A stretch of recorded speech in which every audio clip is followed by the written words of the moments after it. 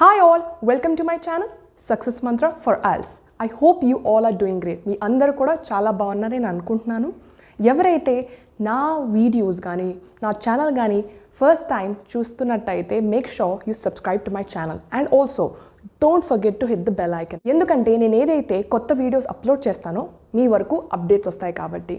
So ఈరోజు మీరు already title చూసే ఉండుంటారు కదా, అదేంటంటే కెనడా పిఆర్ ప్రాసెస్. సో ఈరోజు నేను మీకు మన వీడియోలో కెనడా పిఆర్ ప్రాసెస్ 2020 గురించి నేను కంప్లీట్ డీటెయిల్స్ అంటే కంప్లీట్ ఇన్ఫర్మేషన్ ఇద్దామనుకుంటున్నాను.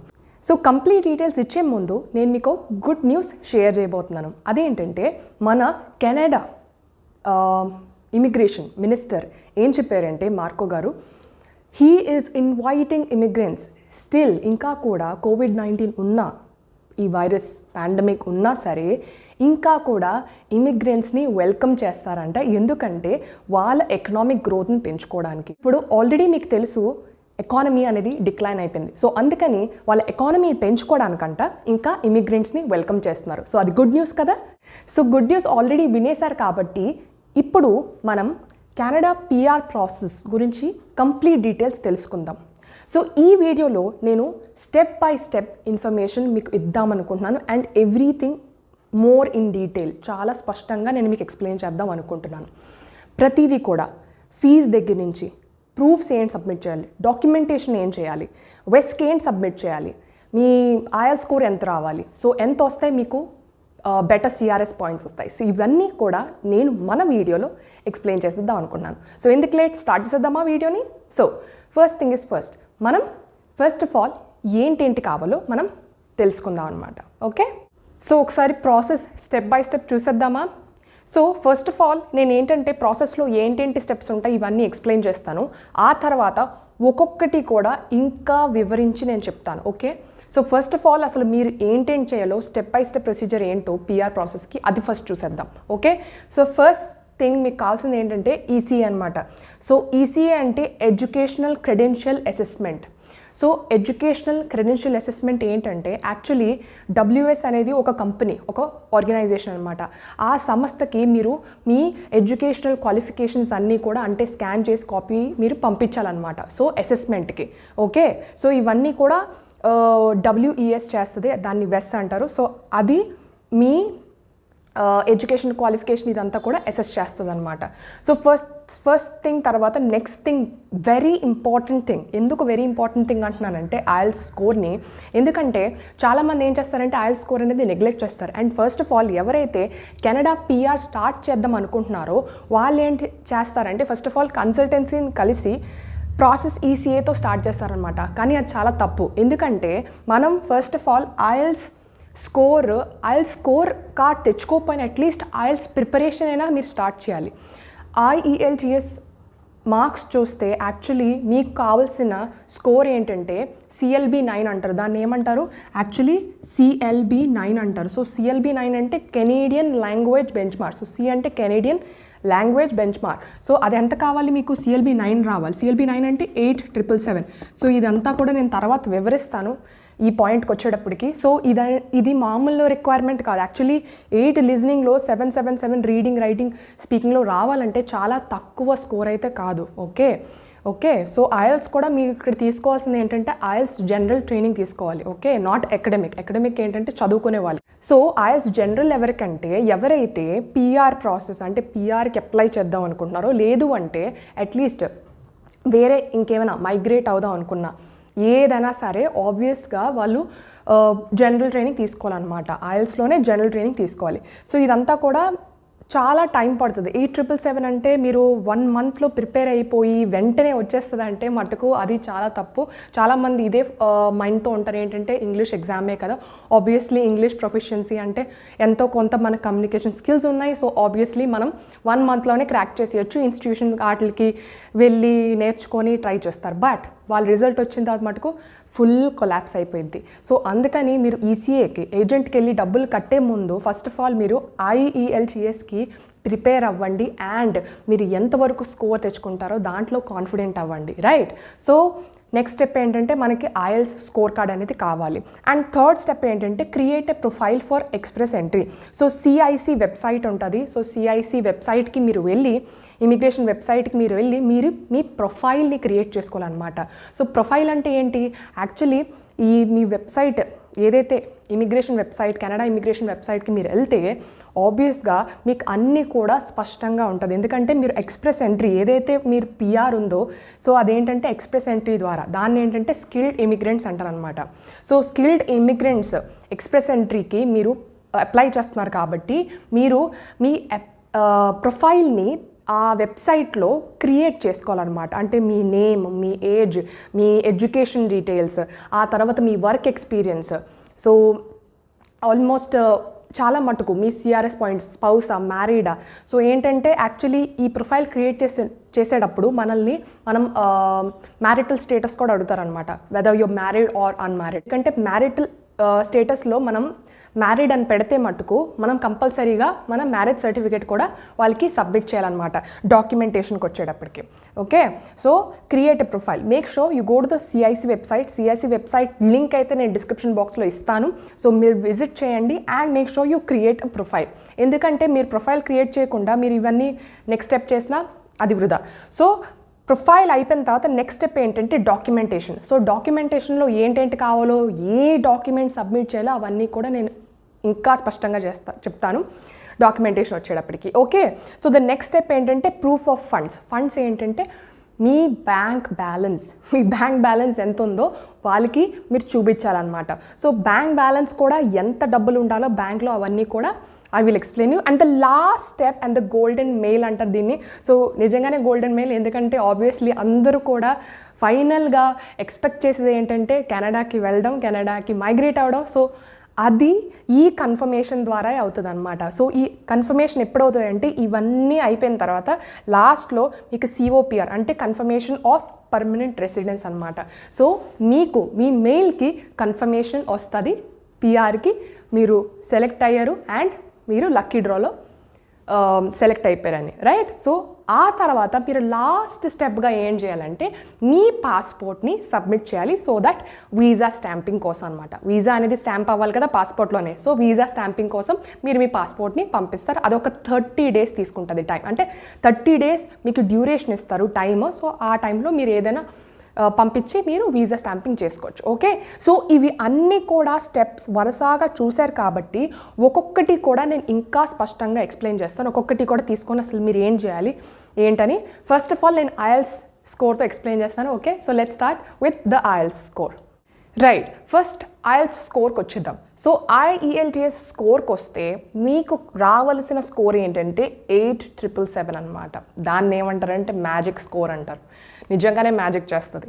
సో CLB అంటే కెనేడియన్ లాంగ్వేజ్ బెంచ్ మార్క్, నేను ఆల్రెడీ చెప్పాను. సో అది మీకు 9 రావాలి. సో 9 రావాలంటే లిజనింగ్లో మీకు 8 రావాలి, రీడింగ్లో 7, రైటింగ్లో కూడా 7 అండ్ స్పీకింగ్లో కూడా 7 రావాలి. Okay, so make sure that point is clear to you. Okay, so అప్పుడు CRS పాయింట్స్ ఎన్ని వస్తాయి? So CRS points with spouse అయితే, ఓకే, విత్ స్పౌస్తో వెళ్తే మీరు అప్పుడు మీకు 116 పాయింట్స్ వస్తాయి అన్నమాట. ఓకే, సో అది కాకుండా మీకు CLB 10 ఉంటుంది. అదేంటంటే బెస్ట్, ఇంకా ఇది బెటర్ అయితే అది బెస్ట్. సో CLB 10 ఏంటంటే లిజనింగ్లో 8.5 నుంచి 9 రావాలి. అంటే 8.5 అయినా 9 అయినా రావాలి. అండ్ రీడింగ్ ఏమో 8 to 9 మధ్యలో, 8 కానీ 8.5 కానీ లేదంటే 9 కానీ. ఓకే, రైటింగ్లో అయితే 7.5 to 9 రావాలి. యాక్చువల్లీ రైటింగ్లో 7 రావడానికే గుద్దుకుంటారు చాలామంది, చాలా కష్టపడతారు.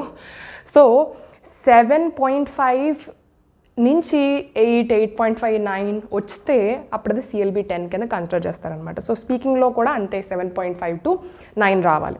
సో ఇలాగానే వస్తే అప్పుడు మన CRS పాయింట్స్ ఇంకా పెరుగుతాయి, 128 వస్తాయి. ఇక్కడ 116 అయితే ఇక్కడ 128. చూసారా, చాలా పెరుగుతుంది కదా. సో ఆబ్వియస్లీ మనం తెలుసుకోవాల్సిన ఫ్యాక్ట్ ఏంటంటే మీరు మీ ఏజ్ని మార్చలేరు, మీ ఎడ్యుకేషన్ మార్చలేరు, మీ వర్క్ ఎక్స్పీరియన్స్ కూడా మార్చలేరు CRS పాయింట్స్ పెంచుకోవడానికి.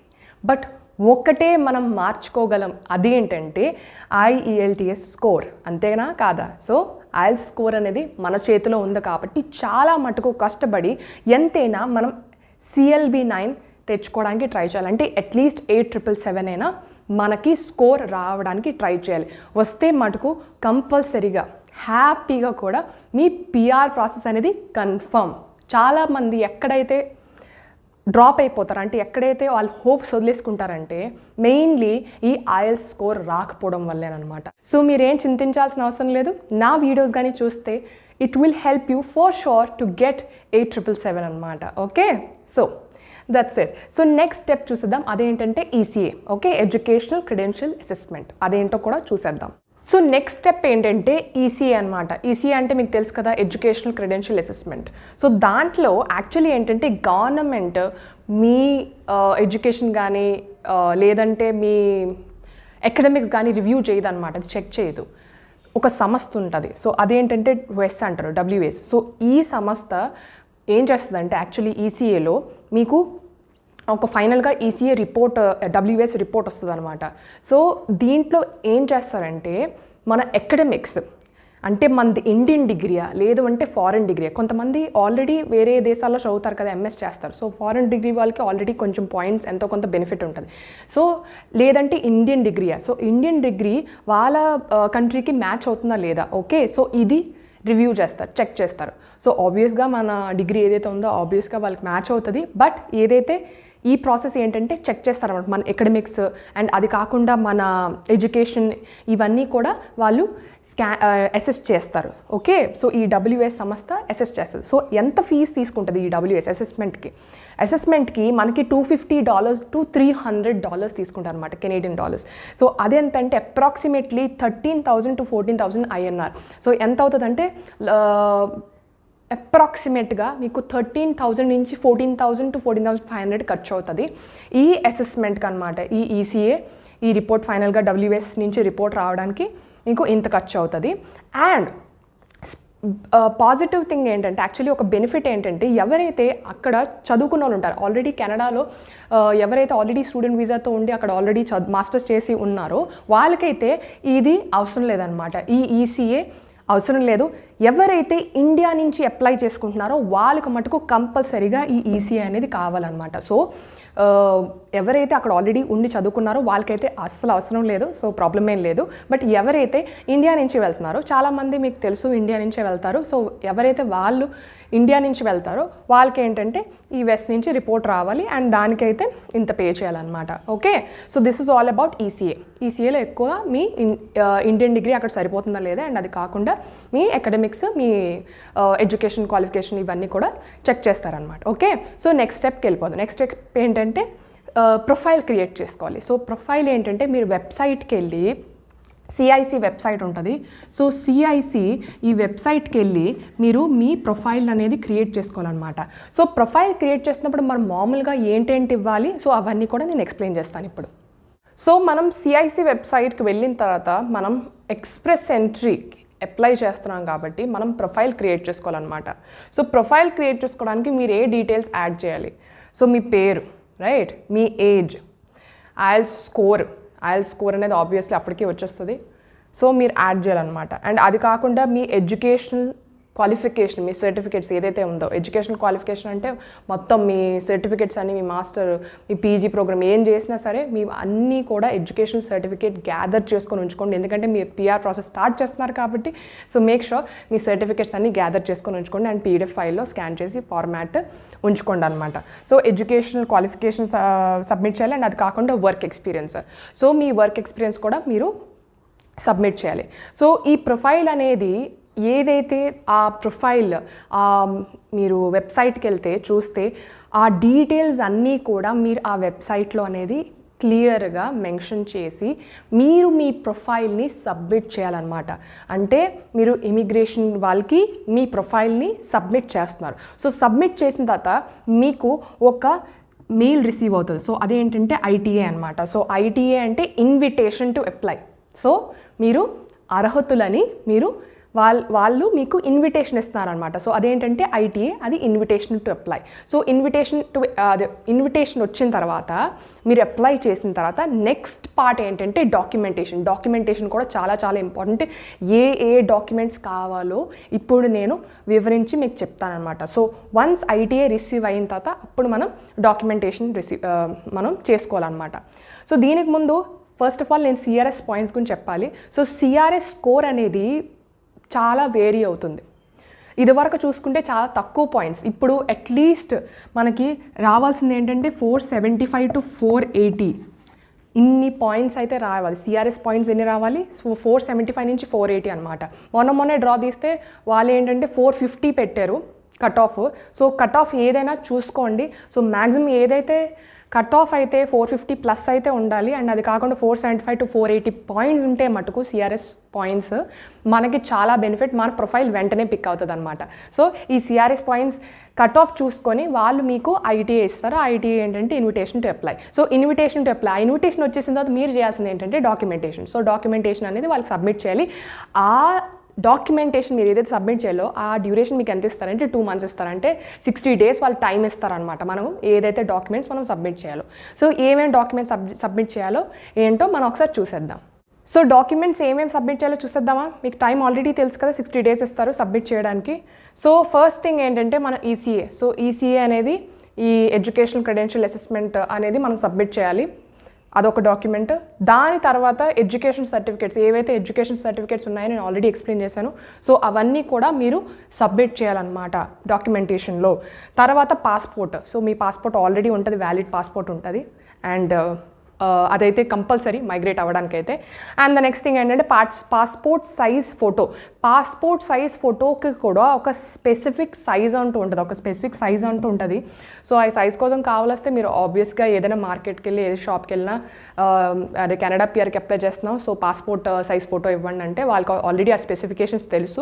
తెలియకపోయినా మీరు నెట్లో చూడొచ్చు. సో ఆ స్పెసిఫికేషన్స్ బట్టి మీరు మీ పాస్పోర్ట్ సైజ్ ఫోటోని మీరు చేయాలన్నమాట. సో అది కూడా మీరు సబ్మిట్ చేయాలి డాక్యుమెంట్స్లోనే. అండ్ అది కాకుండా నెక్స్ట్ థింగ్ ఏంటంటే marriage certificate. So marriage certificate ఎవరైతే పెళ్లి చేసుకున్నారో వాళ్ళు కంపల్సరీగా కూడా వాళ్ళ మ్యారేజ్ సర్టిఫికేట్ అనేది సబ్మిట్ చేయాలన్నమాట. ఒకవేళ అన్మ్యారీడ్ అయితే నో ప్రాబ్లమే లేదు. సో మ్యారీడ్ అయితే కంపల్సరీగా మ్యారేజ్ సర్టిఫికేట్ అనేది ఆ డాక్యుమెంట్ సబ్మిట్ చేయాలి. సో నెక్స్ట్ డాక్యుమెంట్ ఏంటంటే వర్క్ ఎక్స్పీరియన్స్ అనమాట. సో మీ వర్క్ ఎక్స్పీరియన్స్లో కావాల్సింది ఏంటంటే రిఫరెన్స్ లెటర్స్ కూడా కావాలి వాళ్ళకి. వర్క్ ఎక్స్పీరియన్స్లో అంటే మీ ఆఫర్ లెటర్, మీ బ్యాంక్ స్టేట్మెంట్, అండ్ అది కాకుండా మీ ఎక్స్పీరియన్స్ అనమాట. ముందుగా వేరే కంపెనీలో పనిచేస్తే మీ వర్క్ ఎక్స్పీరియన్స్. సో ఇవన్నీ కూడా సర్టిఫికేట్స్ అనేది దగ్గర ఉంచుకోండి, ఎందుకంటే ఇవన్నీ కూడా మీరు వర్క్ ఎక్స్పీరియన్స్లో సబ్మిట్ చేయాలి. అండ్ అది కాకుండా రిఫరెన్స్ లెటర్, మీ బాస్ అయినా ఎవరైనా సరే రిఫరెన్స్ లెటర్ వాళ్ళు అడుగుతారు. సో రిఫరెన్స్ లెటర్ కూడా మీరు ఇవ్వాలన్నమాట. ఓకే. సో నెక్స్ట్ మనకు కావాల్సిన సర్టిఫికేట్ అంటే డాక్యుమెంట్ ఏంటంటే medical certificate. So medical certificate ఎందుకు? ఎవరైతే యాక్చువల్లీ వేరే దేశానికి వెళ్తున్నారో ఆబ్వియస్లీ వాళ్ళు మెడికలీ ఫిట్టా కాదా అనేది చూసుకుంటారు. కాబట్టి ఈ మెడికల్ సర్టిఫికేట్ అనేది కంపల్సరీ ఏ హాస్పిటల్ని ఇచ్చేస్తుంది మన సర్టిఫికేట్. సో వర్రీ అవ్వద్దు. So last but not the least document మనకు కావాల్సింది ఏంటంటే పోలీస్ క్లియరెన్స్ సర్టిఫికేట్. సో ఇది 500 to 1000 తీసుకుంటారు. పోలీస్ క్లియరెన్స్ సర్టిఫికేట్ అంటే వాళ్ళు ఇచ్చేస్తారు కెనడా పిఆర్ కంటే. సో ఈ పోలీస్ క్లియరెన్స్ సర్టిఫికేట్ ఎందుకంటే మీరు ఏవైనా క్రైమ్ చేసి ఉన్నారా లేదంటే ఆ లిస్ట్లో ఉన్నారా అది వెరిఫై చేసుకోవడానికి వీళ్ళు ఈ సర్టిఫికేట్ అయితే అడుగుతారనమాట. సో ఇవన్నీ కూడా మీకు కావాల్సిన డాక్యుమెంట్స్. సో ఒకసారి మళ్ళీ చూసేసుకోండి మీకు ఏ డాక్యుమెంట్స్ కావాలో. సో ఇవన్నీ కూడా మీరు ఐటీఏ అంటే ఇన్విటేషన్ టు అప్లై వచ్చిన తర్వాత సబ్మిట్ చేయాల్సిన డాక్యుమెంట్స్ అనమాట. ఎందుకంటే మీరు సిఐసి వెబ్సైట్లో ఏదైతే ప్రొఫైల్ క్రియేట్ చేసినప్పుడు ఏవైతే డీటెయిల్స్ ఇచ్చారో ఇవన్నీ కూడా డాక్యుమెంటేషన్లో అప్పుడు సబ్మిట్ చేయాలన్నమాట certificates. Okay. So next thing ఏంటంటే ఇది అయిపోయిన తర్వాత ప్రూఫ్ ఆఫ్ ఫండ్స్ అనమాట. సో ప్రూఫ్ ఆఫ్ ఫండ్స్ అంటే మీ బ్యాంక్ బ్యాలెన్స్ చూపించాలి. సో మీ బ్యాంక్ బ్యాలెన్స్ ఎంత అంటే అప్రాక్సిమేట్లీ మీరు 6 to 8 lakhs చూపించాలన్నమాట. సో 6 to 8 lakhs అయితే కంపల్సరీ. సో ప్రూఫ్ ఆఫ్ ఫండ్స్లో మటుకు మన బ్యాంక్లో కంపల్సరీగా 6 to 8 lakhs అయితే ఉండాలి. ఎందుకంటే అక్కడికి వచ్చిన తర్వాత మీ ఎక్స్పెన్సెస్, మీ అకామిడేషన్ ఇవన్నీ కూడా మీరు చూసుకోగలరా లేదా అని దానికోసం ఒక కన్ఫర్మేషన్ అనమాట. సో ప్రూఫ్ ఆఫ్ ఫండ్ అనేది చూపించాలి. సో అది అప్రాక్సిమేట్లీ మీరు 6 to 8 lakhs అయితే మీ బ్యాంక్లో ఉండాలి. అండ్ సో 6 to 8 lakhs అయితే ఉండాలి కదా. సో దీని తర్వాత ఏంటంటే మనం ఫీజు పే చేయాలన్నమాట. అదేంటంటే ఎక్స్ప్రెస్ ఎంట్రీ ఫీజు.